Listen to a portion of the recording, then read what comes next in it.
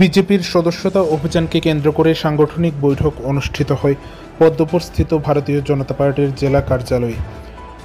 19 September বৃহস্পতিবার বিকেল আনুমানিক 4টা নাগাদ উত্তর ত্রিপুরা জেলার জেলা সদর ধর্মনগর শহরের পদ্মপুর স্থিত ভারতীয় জনতা পার্টির জেলা কার্যালয়ে এই সাংগঠনিক বৈঠকটি অনুষ্ঠিত হয়। এই সাংগঠনিক বৈঠকে কেন্দ্রীয় কমিটি থেকে আসা পশ্চিমবঙ্গ বিজেপির প্রাক্তন সভাপতি, কেন্দ্রীয় কমিটির প্রাক্তন সহসভাপতি তথা পশ্চিমবঙ্গের বিজেপির অন্যতম নেতৃত্ব দিলীপ ঘোষ উপস্থিত ছিলেন।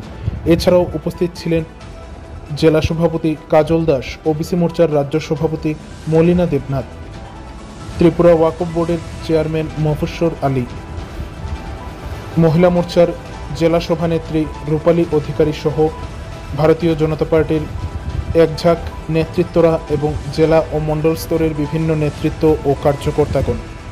সারা দেশব্যাপী আমাদের সদস্যতা অভিযান চলছে ভারতীয় জনতা পার্টির।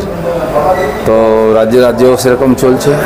ত্রিপুরা রাজ্যের যে সদস্যতা অভিযান চলছে তার রিভিউ করার জন্য আমাকে দায়িত্ব দেওয়া হয়েছে। তাই কাল থেকে এসেছি জেলায় জেলায় কর্মীদের সঙ্গে বসে সেই কাজের একটু পর্যালোচনা করছি, কতটা হয়েছে, আর আগামী দিনে কীভাবে আমরা সেই টার্গেট পুরো করব, আর সেই ব্যাপারে আমার এই প্রবাস চলছে। স্যার, এবার আপনি প্রথম ধর্মনগরে আসেন, কিরকম লাগলো? সবে তো এসেছি, পার্টির কর্মীরা কাজ করছেন ভালোই, রেজাল্টও ভালো হয়েছে আমাদের নির্বাচনে। তা যাতে পার্টি আরও শক্তিশালী হয়, আরও বেশি লোককে পার্টিতে যুক্ত করা যায়, তারই চেষ্টা চলছে।